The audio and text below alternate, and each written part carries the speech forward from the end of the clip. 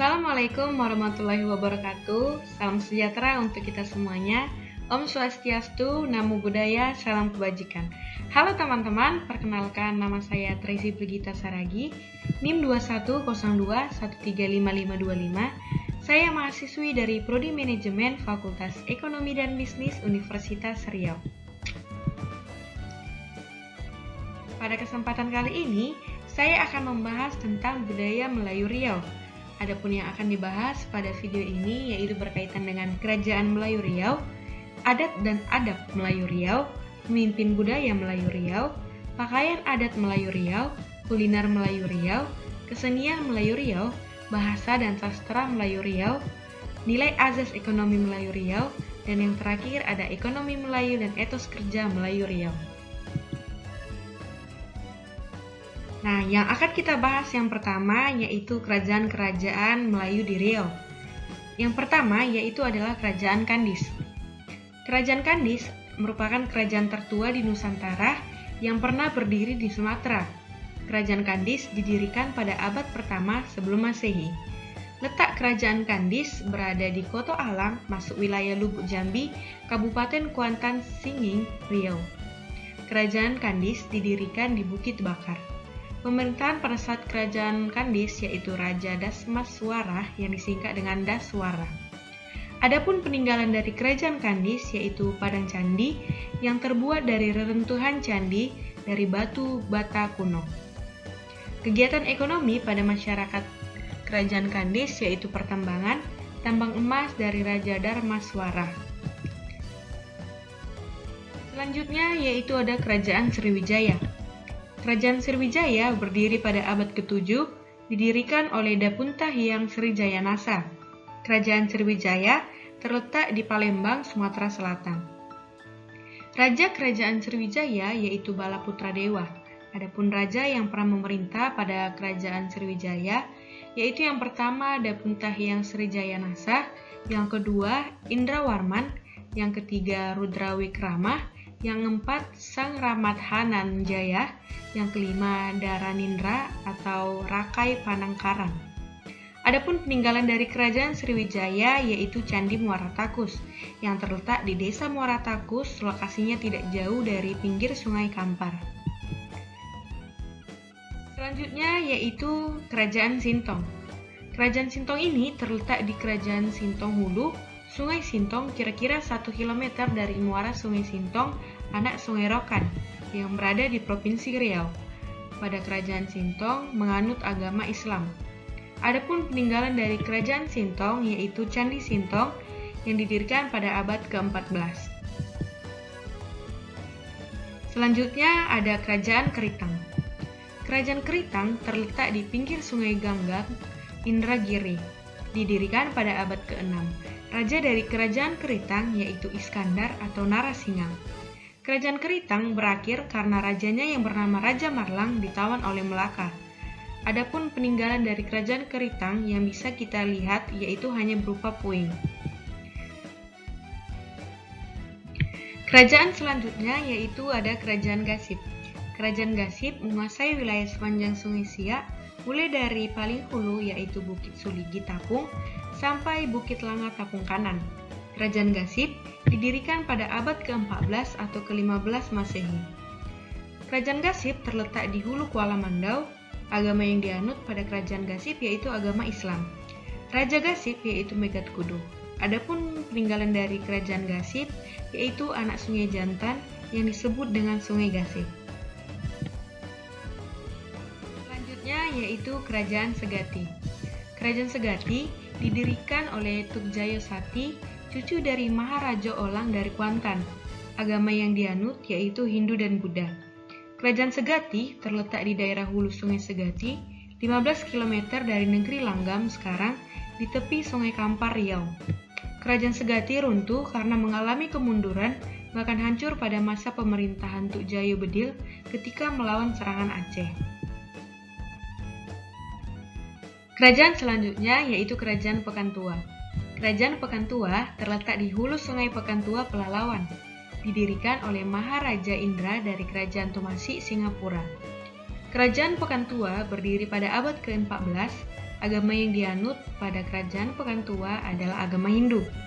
Adapun raja yang memerintah pada kerajaan Pekantua yaitu yang pertama Maharaja Indra pada tahun 1380 sampai 1420, yang kedua Maharaja Pura yaitu pada tahun 1420 sampai 2445, yang ketiga Maharaja Laka yaitu pada tahun 1445 sampai 1460, keempat Maharaja Shasha pada tahun 1460 sampai 1480, dan yang terakhir ada Maharaja Jaya 1480 sampai tahun 1505. Selanjutnya yaitu Kerajaan Gunung Sahilan. Kerajaan Gunung Sahilan didirikan pada abad ke-16 Masehi oleh Raja Keturunan Raja Pagaruyang atau Raja Muda Pagaruyung. Adapun kerajaan ini terletak pada Dusun Kota Dalam, Desa Sahilan Darussalam, Kecamatan Kampar Kiri, Kabupaten Kampar, Provinsi Riau. Peninggalan dari Kerajaan Gunung Sahilan berupa meriam kecil atau lelo. Raja yang pernah berkuasa pada masa Kerajaan Gunung Sahilan yaitu yang pertama Tengku yang di Pertua Bujang Sati, yang kedua Tengku yang di Pertuan Elok, yang ketiga Tengku yang di Pertuan Muda, yang keempat Tengku yang di Pertuan Hitam, yang kelima Tengku yang di Pertuan Abdul, yang keenam Tengku yang di Pertuan Besar, yang ketujuh Tengku Abdurrahman, yang kedelapan Tempu Sulung yang di Pertuan Besar, dan yang kesembilan Tengku Haji Abdullah yang di Pertuan Sati. Selanjutnya yaitu Kerajaan Tanbusai. Kerajaan Tanbusai terletak di Sumatera, Kabupaten Rokan Hulu di Provinsi Riau. Kerajaan Tanbusai didirikan oleh Tuanku Tanbusai pada abad ke-16. Pada masa pemerintahan Sultan Zainal di Kerajaan Tanbusai, pemerintahan tidak ada perubahan yang penting, kecuali perubahan gelar Datuk Seri Paduko, Datuk Setia Raja, Datuk Mangkuto Mojolelo, dan Datuk Maju Indo. Pada masa pemerintahan Sultan Abdullah, diadakan perpindahan pusat pemerintahan dari Karangbesar ke Kuala Tanbusai. Perubahan penting yang ada pada masa Sultan ini, selain pemindahan pusat pemerintah tidak ada, begitu juga struktur orang besar, tetap seperti pada masa Sultan Zainal. Selanjutnya yaitu Kerajaan Indragiri. Kerajaan Indragiri terletak di Kabupaten Indragiri Hilir dan Kabupaten Indragiri Hulu, Provinsi Riau. Daerah kekuasaan Kerajaan Indragiri yaitu mulai dari Batu Rijal sepanjang Sungai Indragiri, Sungai Gangsal, dan Keritang. Kerajaan Indragiri didirikan pada akhir abad ke-13. Adapun raja-raja yang pernah memerintah yaitu dimulai dari Raja Iskandar alias Narasingha pada tahun 1337 sampai 1400 Masehi dan ditutup oleh Tengku Mahmud yang bergelar Sultan Mahmud Shah pada tahun 1912 sampai 1963 Masehi. Adapun peninggalan dari Kerajaan Indragiri yaitu Istana Indragiri, Rumah Tinggi, dan Masjid Raja Paranam. Yang berikutnya yaitu Kerajaan Rambah. Kerajaan Rambah didirikan pada abad ke-17 yang terletak di daerah Pasir Pangarayan yang termasuk ke dalam daerah kekuasaan Kerajaan Tanbusai Rokan Hulu. Agama yang dianut Kerajaan Rambah yaitu agama Islam. Raja yang pernah berkuasa yaitu Tengku Muda yang di Pertuan Jumadil Alam Sari, Muhammad Syarif yang di Pertuan Besar, Sultan Zainal Puan Kerajaan Rambah, Sultan Mahmud Manjang, dan Tengku Saleh yang di Pertuan Besar Rambah. Yang berikutnya yaitu Kerajaan Kunto Darussalam. Kerajaan Kunto Darussalam didirikan pada abad yang ke-14, rajanya yaitu Sultan Saifuddin. Agama yang dianut pada Kerajaan Kunto Darussalam yaitu agama Hindu dan Buddha. Raja yang pernah berkuasa yaitu yang pertama Tengku Panglima Besar Kahar yang di Pertuan Besar pada tahun 1878 sampai 1885. Yang kedua ada Tengku Syarif yang di Pertuan Besar pada tahun 1885 sampai 1895. Yang ketiga ada Tengku Ali Kasim yang di Pertuan Besar pada tahun 1895 sampai 1905. Yang keempat, Tengku Ali Tandung yang di Pertuan Besar pada tahun 1905 sampai 1910. Yang kelima, Tengku Ishak yang di Pertuan Muda yaitu pada tahun 1910 sampai 1921, dan yang keenam Tengku Ali Momat, yaitu Tengku Panglima Besar pada tahun 1921 sampai 1925. Yang ketujuh Tengku Kamarudin, Tengku Sultan Mahmud pada tahun 1925 sampai 1935. Yang terakhir yaitu Tengku Mali, Tengku Pangeran pada tahun 1935 sampai 1942. Yang selanjutnya yaitu Kerajaan Kepenuhan. Kerajaan Kepenuhan terletak di Sumatera, Kabupaten Rokan Hulu, Provinsi Riau. Kerajaan Kepenuhan didirikan pada abad yang ke-14 dan dipimpin oleh Sultan Duli yang di Pertuan Tua dengan ibu negerinya adalah di Kota Tengah. Raja-raja yang pernah berkuasa pada saat Kerajaan Kepenuhan yaitu Sultan Sulaiman yang di Pertuan Muda, yang di Pertuan Besar, Datuk Mahurum Meradada, Tengku Muda Saha, Montuo Muda, dan Tengku Sultan Sulaiman. Yang berikutnya yaitu Kerajaan Rokan Empat Koto. Kerajaan ini terletak di sekitar Sungai Rokan Kiri, didirikan pada abad yang ke-14. Pendiri dari Kerajaan Rokan Empat Koto yaitu Sultan Sri Alam dari Koto Banio Tinggi. Kerajaan Rokan Empat Koto menguasai wilayah yang saat ini mencakup 3 kecamatan di Kabupaten Rokan Hulu, yaitu Rokan Empat Koto, Pendalian 4, Kota, dan Ujung Batu. Agama yang dianut pada Kerajaan Rokan Empat Koto yaitu agama Islam.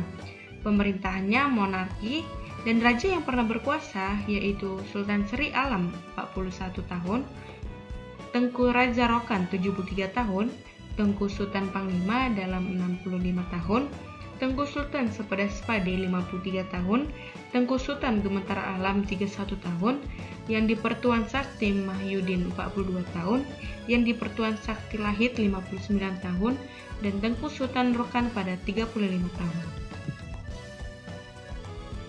Selanjutnya yaitu Kerajaan Siak Serindrapura. Pada awalnya, kerajaan ini bernama Pekan Tua karena berada di daerah bernama Pematang Tuo. Kerajaan Siak Serindrapura didirikan pada tahun 1380 Masehi. Adapun pendiri dari Kerajaan Siak Serindrapura adalah Raja Kecik atau Raja Kecik yang bergelar Sultan Abdul Jalil Rahmat Shah, putra Sultan Mahmud Shah dari Kesultanan Johor. Raja pertama yaitu Maharaja Indra. Periode pemerintahan di Pelalawan dibagi menjadi 2, yaitu pra-Islam dan pasca-Islam. Agama yang dianut pada Kerajaan Siak Serindrapura adalah agama Islam. Adapun peninggalan dari Kerajaan Siak Serindrapura yaitu yang pertama Istana Asyiraya Hashima atau Istana Siak, yang kedua patung Sultan Syarif Hashim, yang ketiga Masjid Raya Syabuddin, yang keempat mahkota kerajaan, dan yang kelima meriam buntung. Nah, pembahasan kita yang kedua yaitu adat dan adab Melayu Riau. Takrif adat masyarakat Riau. Adat. Adat merupakan kebiasaan, bisa juga aturan-aturan di dalam masyarakat atau denda yang ditetapkan oleh kebiasaan, atau juga bisa sebagai hukum secara umum. Jenis-jenis adat, yang pertama, adat yang sebenar adat. Nah, adat yang sebenar adat ini adalah yang asli dalam bentuk hukum-hukum alam, tidak dapat diubah oleh pikiran dan hawa nafsu manusia, dan tidak dapat diganggu-gugat. Yang kedua, adat yang diadatkan adat. Adat yang diadatkan adat adalah hukum, norma, atau adat buah pikiran leluhur yang piawai, yang kemudian berperan mengatur lalu lintas pergaulan sesuai dengan kehidupan manusia. Yang ketiga, adat yang teradatkan. Adat yang teradatkan adalah aturan budi pekerti sehingga membuat penampulan manusia yang berbudi bahasa. Adat yang teradatkan misalnya aturan panggilan dalam keluarga, masyarakat, dan kerajaan, seperti misalnya panggilan ayah, bunda, abah, ibu, mama, emak, abang, kakak, puan, tuan, enci, tuan guru, engkau, paduka, datuk, nenek, dan moyang. Keberbagian atau keanekaragaman entitas masyarakat adat Melayu di Riau. Yang pertama yaitu kekerabatan matrilineal dan patrilineal. Sebagai Melayu Riau yang bermukim di daratan Provinsi Riau, menganut sistem kekerabatan matrilineal, sedangkan pada bekas-bekas kerajaan yang bermukim di daerah pesisir menganut sistem kekerabatan patrilineal. Pertama, pola residensi, yaitu pindah rumah setelah menikah. Pada sistem kekerabatan matrilineal atau patrilineal, menetapkan laki-laki mengikuti istri dan tinggal di rumah orang tua istri. Yang kedua, sistem sapaan. Sistem sapaan adalah sistem yang mengikat unsur bahasa yang menandai perbedaan status dan peran partisipan dalam komunikasi. Yang ketiga adalah sistem pewarisan. Di dalam hukum waris alam, anak laki-laki memperoleh bagian 2 kali lipat dari bagian anak perempuan, sedangkan hukum waris adat, anak laki-laki dan anak perempuan mendapat bagian yang sama, bahkan cenderung dihibahkan kepada anak perempuan khususnya kepada yang bungsu. Keempat, perlembagaan adat di Riau. Khalifah adalah orang yang menjadi pemimpin di bidang keagamaan dalam masyarakat Melayu. Batin merupakan pelaksana pemerintah adat dalam tiap talang atau negeri. Bomo atau dukun adalah orang yang khusus mengambil bagian dalam pengobatan dan beberapa upacara yang berhubungan dengan makhluk halus. Yang keempat, kepala desa adalah yang dipilih secara formal dalam hal administratif suatu desa. Adat dalam upacara daur hidup. Yang pertama ada adat istiadat kehamilan, yang kedua adat istiadat kelahiran, yang ketiga ada adat istiadat balik, dan yang keempat ada perkawinan. Adat dan makna upacara pengobatan, perayaan sosial dan hari besar keagamaan. Yang pertama bulian atau talang mama. Bulian adalah salah satu seni terkemuka dari Kabupaten Indragiri Hulu. Yang kedua babalian atau kuantan. Ritual pengobatan yang dikenal di Sentajo atau kuantan. Ritual ini biasa dilakukan untuk mengobati orang yang sakit parah, jika cara-cara pengobatan lain tidak berhasil mengobati penyakitnya. Yang ketiga ada bedike atau sakai. Bedike adalah salah satu pengobatan yang menggunakan peraturan roh, arwah atau makhluk atau dari dimensi lain sebagai terapi. Yang keempat adalah bedewo atau bonai. Bedewo bonai adalah ritual pengobatan tradisional pada masyarakat Petalangan. Ritual ini khususnya dilakukan untuk mengusir roh jahat dari tubuh manusia. Pembahasan selanjutnya yaitu pemimpin dalam budaya Melayu. Pemimpin adalah seorang yang menggunakan kemampuannya, sikapnya, nalurinya, dan ciri-ciri kepribadiannya yang mampu menciptakan suatu keadaan sehingga orang lain yang dipimpinnya dapat terpengaruh dan saling bekerja sama untuk mencapai tujuan yang diinginkan. Sifat dari kepemimpinan di dalam ungkapan disebutkan tua ayam pada sisinya, tua manusia pada baiknya, tua kain pada tenunnya, tua kayu pada elok buahnya, tua Melayu elok meruahnya, elok kain elok raginya, elok pemimpin elok negerinya. Di dalam adat Melayu, pemimpin diungkapkan dalam berbagai kias atau ibarat yang diantaranya tua.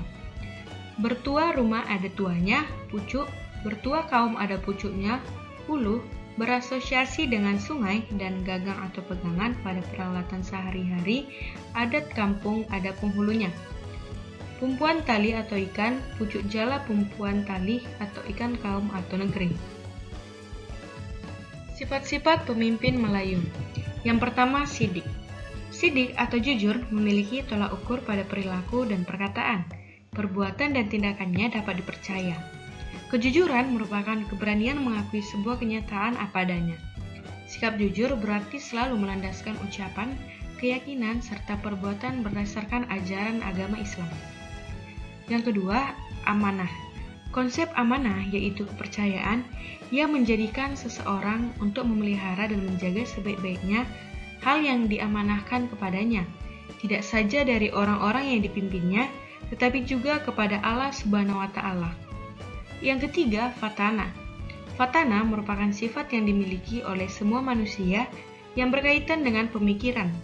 Fatana dapat diartikan sebagai cerdas atau kecerdikan dari kebijaksanaan. Yang keempat, tablik. Sifat tablik juga memiliki arti komunikatif. Seseorang yang memiliki sifat tablik akan menyampaikan dengan benar dengan tuntutan yang tepat. Kepemimpinan masyarakat adat. Masyarakat adat adalah masyarakat yang terpelihara dan tersusun oleh nilai-nilai adat dalam satu kesatuan masyarakat adat atau puak. Ada lagi teraju pemimpin yang memimpin beberapa negeri, dusun dan rantau yang juga diberi gelar datuk. Pergantian pemangku adat paling kurang merujuk pada 4 perkara, yaitu yang pertama, lapu, yakni sudah tua atau uzur dimakan usia sehingga tidak memadai lagi kemampuannya untuk memimpin. Pemimpin itu memerlukan orang yang kuat jasmani dan rohani. Yang kedua, lalim, yakni orang yang melakukan kezaliman atau penindasan dalam kepemimpinannya sehingga warga masyarakat merugi atau menderita. Yang ketiga, meninggal dunia. Kepemimpinan tidak boleh terikat pada satu diri seorang. Sebab itu, ketika pemimpin itu mati, maka harus segera ada yang menggantikannya. Yang keempat, pemimpin lembaga adat juga dapat diganti apabila ada permintaan dari yang bersangkutan. Pakaian adat Melayu Riau. Asal-usul pakaian Melayu Riau. Pakaian merupakan simbol budaya yang menandai perkembangan, akulturasi, dan kekhasan budaya tertentu. Pakaian dapat pula menjadi penanda bagi pemikiran masyarakat, termasuk pakaian tradisional masyarakat Melayu Riau. Pakaian tradisional Riau terdiri atas pakaian harian dan pakaian resmi atau pakaian adat. Pakaian resmi atau pakaian adat dikenakan pada acara-acara tertentu yang berkenaan dengan kegiatan resmi atau pada saat acara adat. Warna, bentuk, dan model pakaian adat ditentukan berdasarkan filosofi masyarakat Melayu Riau yang mengandung nilai-nilai tertentu. Jenis-jenis pakaian Melayu Riau. Yang pertama yaitu pakaian adat resmi. Pakaian adat resmi adalah pakaian yang hanya digunakan pada saat melakukan pertemuan atau kunjungan-kunjungan resmi dengan kerajaan lain. Pakaian adat resmi untuk laki-laki adalah baju kurung cekak musang yang dipadukan dengan sarung dan kopiah. Baju kurung cekak musang tersebut dibuat dari bahan-bahan dengan kain berkualitas tinggi seperti kain sutra dan kain satin. Pakaian adat resmi untuk perempuan adalah kebaya labo. Kebaya labo tersebut dibuat dari bahan dasar kain tenun khas yang ditenun oleh masyarakat di beberapa daerah Riau seperti Siak, Indragiri, dan Trengganu. Yang kedua yaitu pakaian upacara adat. Pakaian upacara adat adalah pakaian yang hanya boleh digunakan pada saat upacara adat. Upacara tersebut adalah upacara pelantikan, upacara penobatan raja, upacara penerimaan tamu, upacara penerimaan anugerah, dan upacara lainnya. Untuk laki-laki, mereka memakai baju kurung cekak musang yang dipadukan dengan sarung dan kopiah. Sementara itu, pakaian adat untuk perempuan adalah baju kurung tulang belut atau baju kebaya labot cekak musang yang dipadukan dengan jilbab atau kerudung khas Islam. Ketiga, pakaian upacara pernikahan. Pakaian upacara pernikahan adalah pakaian yang hanya boleh digunakan pada saat dilangsungkannya sebuah pernikahan. Pakaian untuk mempelai pria adalah baju kurung cekak musang yang dipadukan dengan sarung dan kopiah. Pakaian yang digunakan oleh mempelai putri tidak hanya satu, tergantung dari jenis upacara yang dilaksanakan. Berikut adalah pakaian untuk mempelai putri beserta dengan upacara yang dilaksanakan. Baju kurung teluk belangah digunakan pada saat upacara malam berinai. Baju kurung cekak kebaya pendek digunakan pada saat upacara berendam. Yang keempat, pakaian alat tradisional Riau. Pakaian adat tradisional Riau bernama teluk belangah. Teluk belangah juga terdiri dari dua pakaian, yaitu laki-laki dan untuk perempuan. Pakaian untuk laki-laki adalah baju kurung kurawal yang ketat dan dipadukan dengan celana panjang. Tidak lupa, laki-laki Riau juga memakai kain yang terbuat dari tenun dengan motif khas budaya. Sementara pakaian untuk wanita adalah baju kurung jangkar dengan belitan kain songket atau kain pilihan. Untuk menambah kesan Islam, para wanita Riau juga memakai kerudung yang dibelitkan ke leher untuk menutupi rambutnya. Kelima, pakaian adat orang tua. Pakaian adat orang tua adalah pakaian yang digunakan oleh seseorang yang sudah berumur panjang atau setengah baya sebagai pakaian sehari-hari. Orang tua laki-laki memakai baju kurung cekak musang atau baju kurung teluk belangah yang terbuat dari kain lejo atau kain katun. Kedua baju tersebut tidak jauh berbeda dan memiliki nilai Islami. Orang tua perempuan memakai baju kurung teluk belangah baju kebaya pendek, dan kebaya labo. Mereka memakai baju tersebut lengkap dengan selendangnya.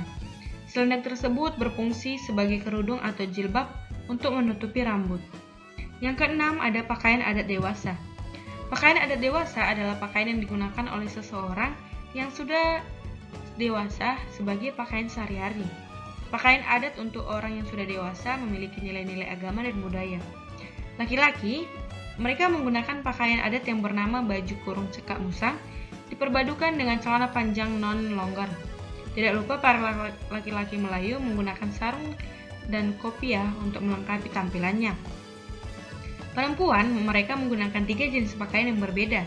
3 jenis pakaian tersebut adalah baju kebaya pendek, baju kurung labah, dan baju kurung tulang belut yang digunakan bersamaan dengan kain selendang sebagai kerudung atau jilbab. Keunikan dan filosofi warna pakaian adat Riau. Warna dan filosofi dari pakaian adat Riau yaitu hitam. Hitam melambangkan kesetiaan, ketabahan, jujur, dan bertanggung jawab. Gaun berwarna hitam sering dipakai oleh orang-orang hebat di kerajaan dalam acara kebesaran atau seremonial kerajaan. Yang kedua, merah darah. Merah darah melambangkan kepahlawanan, keberanian, taat, dan setia kepada raja dan rakyat. Yang ketiga, ada warna merah. Warna merah memiliki arti bagi masyarakat, yaitu kecemerlangan. Yang berikutnya yaitu kuning keemasan. Kuning keemasan melambangkan kebesaran, otoritas, dan kemegahan. Orang-orang yang berhak memakai warna ini adalah sultan atau raja dari tanah kerajaan-kerajaan Melayu. Yang kelima yaitu hijau lumut. Hijau lumut melambangkan kesuburan, kesetiaan, taat, dan patuh terhadap ajaran agama. Warna baju hijau lumut sering dipakai oleh kaum bangsawan, Tengku, dan Wan. Nilai dalam pakaian adat Riau. Pakaian adat dari Riau juga memiliki nilai estetika yang terkandung di dalamnya. Nilai-nilai estetika pada pakaian adat Riau diantaranya adalah sebagai berikut. Yang pertama, nilai sosial pakaian adat Riau. Nilai sosial pakaian adat Riau menjadi simbol atau penanda dari status sosial masyarakat. Pakaian adat ini menjadi media untuk menyatukan masyarakat. Yang kedua, nilai budaya pakaian adat. Nilai budaya pakaian adat adalah salah satu produk budaya modern yang semakin hari semakin memiliki banyak model. Pakaian adat dari Riau adalah warisan budaya dari nenek moyang yang harus dilestarikan. Melestarikan pakaian tradisional sama saja dengan melestarikan kekayaan budaya Melayu yang sudah turun-temurun sejak dahulu. Yang ketiga, nilai tradisi pakaian adat. Nilai tradisi pakaian adat yang digunakan dalam upacara tradisional telah menjadi tradisi selama bertahun-tahun secara turun-temurun. Tradisi ini telah menjadi ciri khas dari keunikan dan komunikasi yang ada dalam masyarakat Melayu Riau. Selanjutnya yaitu kuliner Melayu Riau. Makanan Melayu. Hampir semua makanan orang Melayu dimasak dengan cara direbus, digoreng, dipanggang, disalai, dan dikukus. Sebagian lagi dimakan mentah dan dicelur. Orang Melayu kerap menggunakan rempah-rempah menjadi bumbu masakan. Biasanya rempah-rempah ini ditumbuk atau digiling sebelum dimasak. Bahan-bahan yang telah digiling atau ditumbuk ini dimasak dengan air atau santan bersama ikan, daging, ayam, atau sayur-sayuran yang lain. Jenis makanan berdasarkan bentuknya. Yang pertama, jenis makanan berdasarkan peruntukannya. Makanan harian. Jenis makanan mengelola atau membuat makanan harian biasanya dilakukan ketika selesai sholat subuh, menjelang zuhur, dan setelah azhar menjelang maghrib. Makanan utama dalam harian adalah nasi dan lauk pauknya serta makanan yang diselingi seperti kue, mue. Makanan upacara dan ritual. Dalam upacara dan ritual, orang Melayu juga membuat makanan khusus. Makanan khusus adalah makanan yang hanya dibuat pada acara ritual, upacara, dan perayaan tertentu. Misalnya, yang pertama bubur asyura yang hanya dibuat dalam acara keagamaan, berarti beras kuning dan putih dalam acara nikah kawin, nasi kuning bunga telur yang dibuat dalam acara sunah rasul, kuasang atau Melayu Hulu Sungai Mandau yang dibuat dalam acara hari raya Islam. Yang kedua, jenis makanan berdasarkan kandungan airnya. Makanan kering. Istilah makanan kering dan basah merujuk pada penganan seperti kue mue, rendang, dan salai. Makanan kering biasanya memiliki tingkat ketahanan atau awet, makanan yang jauh lebih tahan lama jika dibanding dengan makanan basah.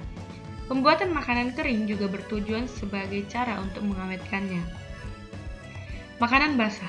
Ketahanan keawetan makanan basah cenderung lebih singkat dibanding dengan makanan kering, sebab makanan yang dibuat orang Melayu tidak menggunakan zat pengawet.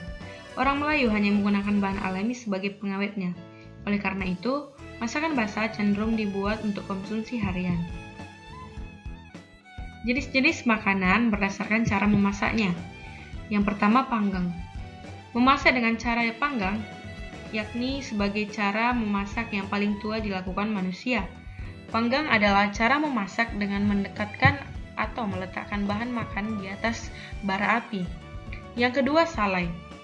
Makanan yang disalaikan bukan hanya berbahan dasar hewan seperti ikan, ayam, lada, anggi, dan lain sebagainya, tetapi buah-buahan juga dapat diolah dengan salai. Makanan yang disalai biasanya awet selama berbulan-bulan, bahkan bertahun lamanya.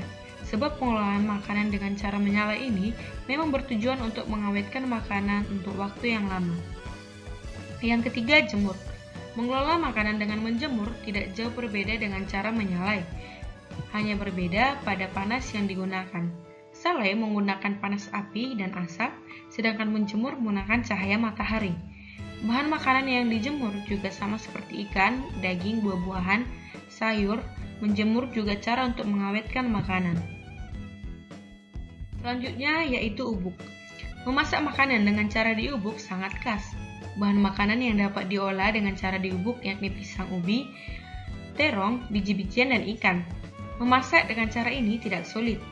Makanan yang hendak dimasak ditimbun dalam tanah atau abu, di atasnya dipasang api. Waktu memasaknya agak lama, sekitar 1-1,5 jam. Yang kedua ada rebus. Rebus yakni cara memasak sesuatu dengan air atau memasak sesuatu di dalam air mendidih. Cara ini adalah cara yang paling banyak digunakan orang Melayu karena ini lebih mudah dan lebih praktis. Rebus diyakini sebagai cara memasak yang tertua kedua setelah memanggang.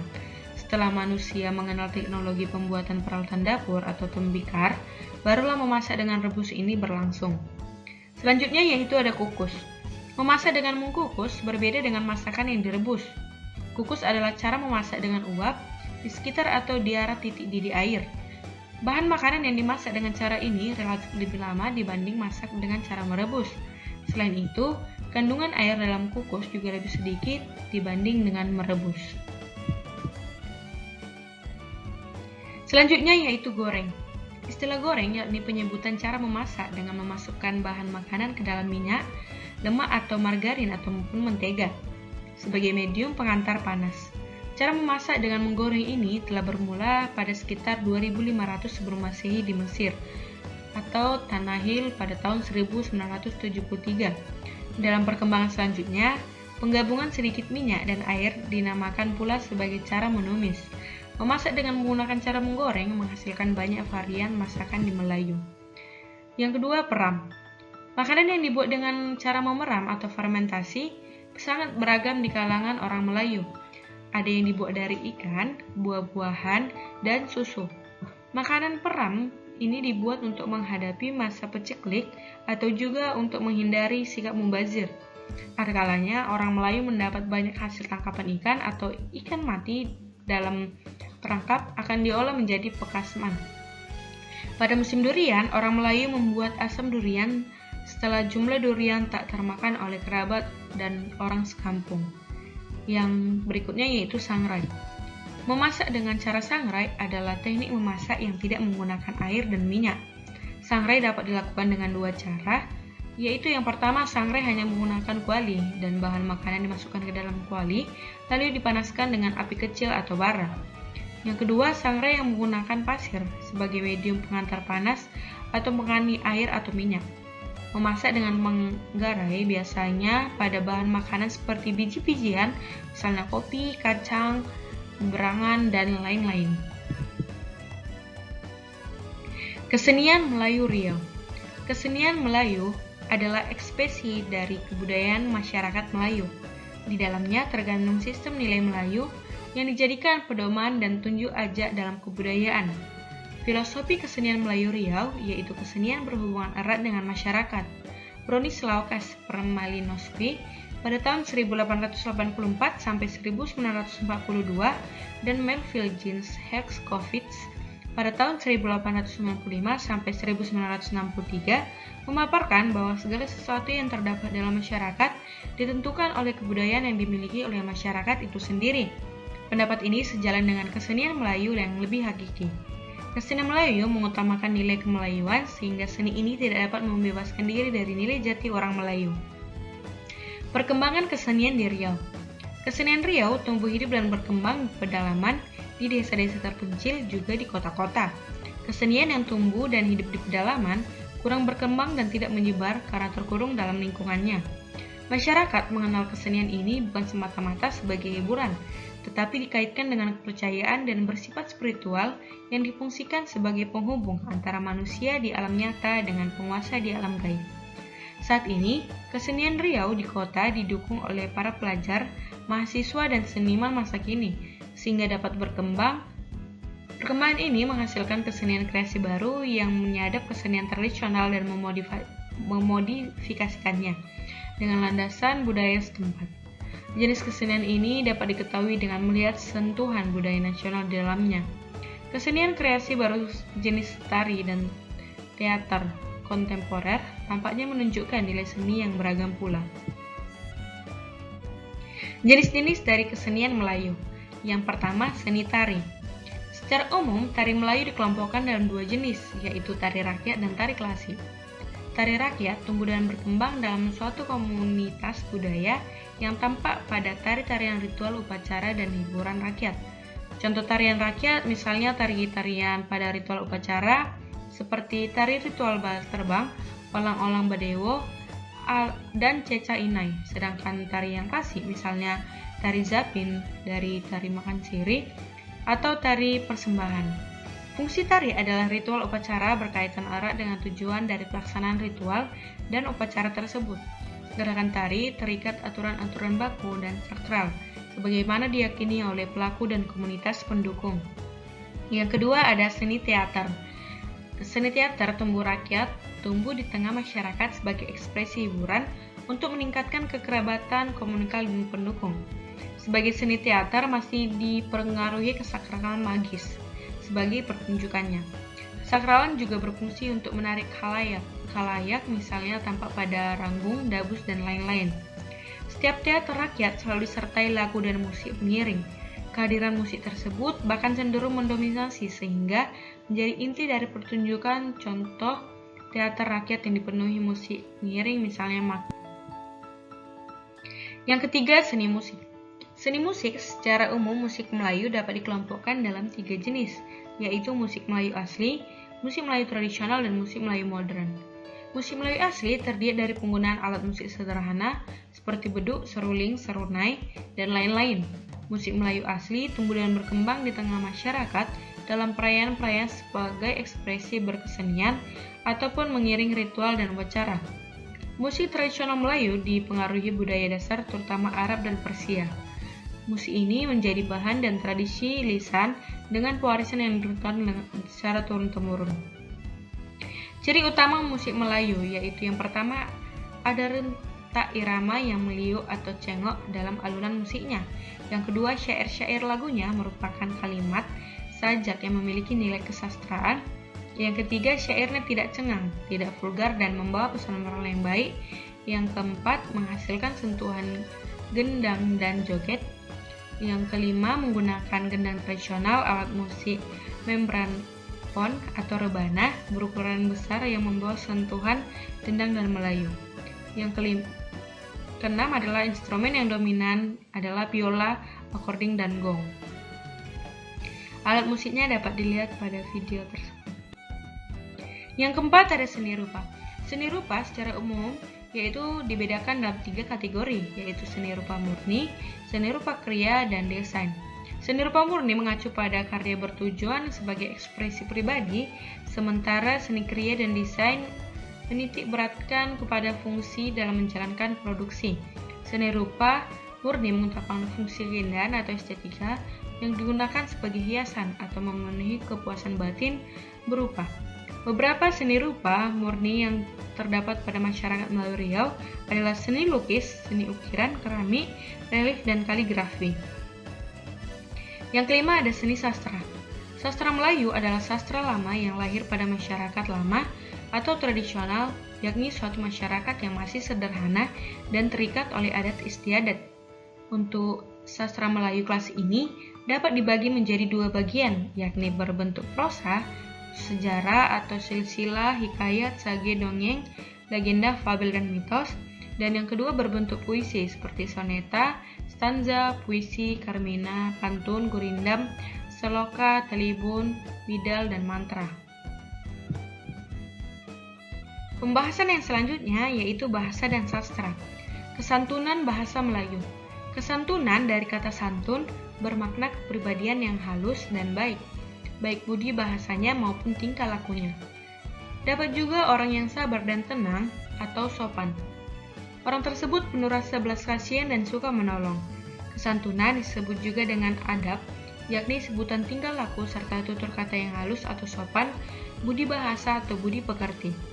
Dalam Melayu, bahasa memiliki fungsi yang utuh sebagai berikut, yaitu sebagai alat komunikasi untuk menyampaikan, menerima pesan ataupun pernyataan pikiran dan perasaan, sebagai penanda jati diri untuk menunjukkan siapa dan dari mana orang tersebut, dan sebagai cermin budi yaitu memantulkan gambar pribadi seseorang sebagai makhluk sosial.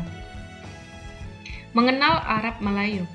Sejarah Arab Melayu adalah aksara utama dalam penyebaran bahasa Melayu di Nusantara yang sepantun dan dakwah syair agama Islam pada abad ke-12 Masehi. Keberadaan Arab Melayu yang terekam ke dalam berbagai bacaan sejak semula digunakan hingga akhir abad ke-20 Masehi.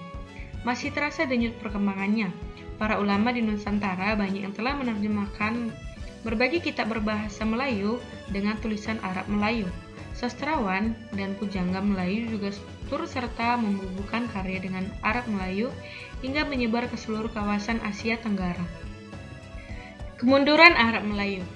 Alasan utama orientalis dan komunis yang ada di Nusantara dengan mengatakan bahwa Arab Melayu tak layak untuk menjadi tulisan bangsa Melayu karena penulisnya tidak pernah konsisten hingga kerap kali terjadinya salah baca yang dapat menimbulkan salah persepsi. Sejak pendapat itu keluar, dimulailah upaya kaum anti-Islam untuk mengikis perusahaan cetak dan penerbit buku Arab Melayu. Namun, upaya yang dilakukan sejak masa penjajahan Eropa hingga Jepang tak mengikis Arab Melayu, meskipun banyak orang yang mempelajari bahasa dan sastra mereka. Hal ini disebabkan nilai patriotisme yang dikandung Arab Melayu sehingga penggunanya dianggap perlawan terhadap penjajah. Bahkan, Arab Melayu menjadi standarisasi produk obat dan makanan buatan Cina, yang jika tidak dibubuhi dengan Arab Melayu, rasanya tak layak untuk digunakan oleh bangsa Melayu. Kebangkitan Arab Melayu. Pada tahun 2002, Barisan Muda Melayu Riau membuat inovasi baru di Pekanbaru, dan kegiatan rapat kerja pimpinan internasional organisasi itu dipasangkan backdrop yang semuanya bertulis Arab Melayu. Hal ini mendapat apresiasi yang luar biasa dari Bupati dan Wali Kota Riau yang merasa terpanggil semangatnya untuk kemudian secara serentak mengubah papan nama kantor masing-masing dengan aksara Arab Melayu. Langkah selanjutnya di Lembaga Adat Melayu Riau, mulai dari 2012 sudah memperkenalkan format undangan, sertifikat, dan backdrop acara dengan dua aksara, yakni Latin dan Arab Melayu. Langkah ini juga mendapat apresiasi dari berbagai khalayak di tingkat lokal Riau, nasional, internasional, dan khususnya negara-negara ASEAN. Nilai azas ekonomi Melayu dan sistem ekonomi atau tapak 8. Perdagangan dalam budaya Melayu merupakan bagian terpenting dalam kehidupan masyarakat. Kebiasaan berdagang dan berjualan beli tidak hanya dilakukan raja atau sultan tetapi juga oleh masyarakat. Pada masanya, sultan berdagang ke Singapura, Johor, dan Semenanjung Melaka dengan membawa hasil alam termasuk hasil produksi masyarakat hingga ke berbagai mancanegara. Kebiasaan berdagang dan berjual beli telah lama tertanam dalam masyarakat Melayu. Mata pencarian masyarakat Melayu, yaitu yang pertama pertanian, peternakan, perikanan, perkebunan, dan berniaga atau berdagang. Tapak 8. Tapak 8 adalah sebutan sumber mata pencarian yang terdiri 8 tapak atau titik mata pencarian atau 8 sumber pendapatan. Tujuan tapak 8, yaitu tujuan tapak 8 dan peresuk di atas, selain untuk keragaman sumber pendapatan juga sekaligus taktik menghadapi kegagalan atau krisis akibat hanya bergantung pada satu sumber pendapatan saja, untuk antisipasi pada saat krisis dan jaminan keberlangsungan hidup keluarga dan perekonomian masyarakat. Yang kedua, pemahaman lainnya tentang tapak 8 adalah orang Melayu menetapkan satu pokok sumber pendapatan dan ditambah dengan sumber pendapatan sampingan.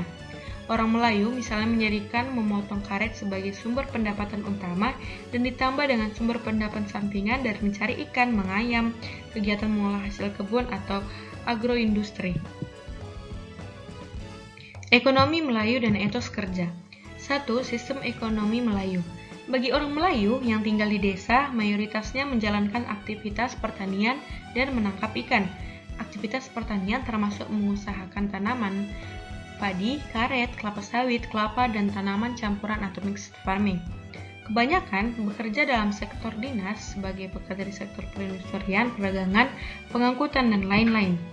Yang kedua, sistem mata pencarian masyarakat Melayu. Pada umumnya, penduduk di samping melakukan pertanian bahan makanan, juga melakukan pertanian perkebunan yang terdiri dari perkebunan karet. Selain itu, khususnya daerah seberang pantai, mata pencarian perdagangan mempunyai jumlah yang cukup besar. Ini disebabkan daerah ini terletak di tepi Batang Kuantan yang merupakan jalur komunikasi antar daerah. Di samping pertanian dan perkebunan, mencari hasil hutan merupakan mata pencarian tambahan bagi penduduk Melayu ini. Hasilnya ialah rotan dan kayu. Antara lain adalah pencarian kayu gaharu yang sangat giat dilakukan masyarakat dewasa ini. Ketiga, etos dan etika kerja orang Melayu. Masyarakat Melayu dulunya memiliki etos kerja yang disebut semangat kerja yang tinggi, semangat yang mampu harkat dan martabat kaumnya, untuk duduk sama rendah dan tegak sama tinggi dengan masyarakat dan bangsa lainnya. Sedangkan etos kerja masyarakat Melayu yang lazim disebut dengan pedoman kerja Melayu diakui oleh banyak ahli karena hal ini sangat ideal dengan etos kerja yang universal, terutama di dunia Islam. Dengan modal pedoman kerja Melayu tersebut, masyarakat Melayu mampu membangun negeri dan kampung halaman. Mereka juga mampu mensejahterakan kehidupan masyarakat dan menghadapi persaingan. Keempat, pandangan orang Melayu terhadap harta. Pandangan orang Melayu terhadap harta benda pada umumnya sangat pengaruh oleh ajaran Islam, sehingga term-term yang digunakan untuk mencari harta tersebut banyak mengandung simbol-simbol Islam. Mengenai harta benda, dalam pandangan orang Melayu, yang utama ialah berkahnya dan bukan jumlahnya. Harta yang bisa mendatangkan berkah adalah harta yang diperoleh dengan cara yang halal. Pandangan seperti ini tentu saja dipengaruhi oleh ajaran Islam. Baiklah teman-teman, demikian video yang bisa saya sampaikan. Jika ada kata dan kesalahan pada saat saya memaparkan video, saya mohon maaf. Dan saya Trisi Brigita Saragi mengucapkan banyak terima kasih kepada teman-teman yang sudah menonton video ini sampai selesai. Sampai ketemu lagi, dadah!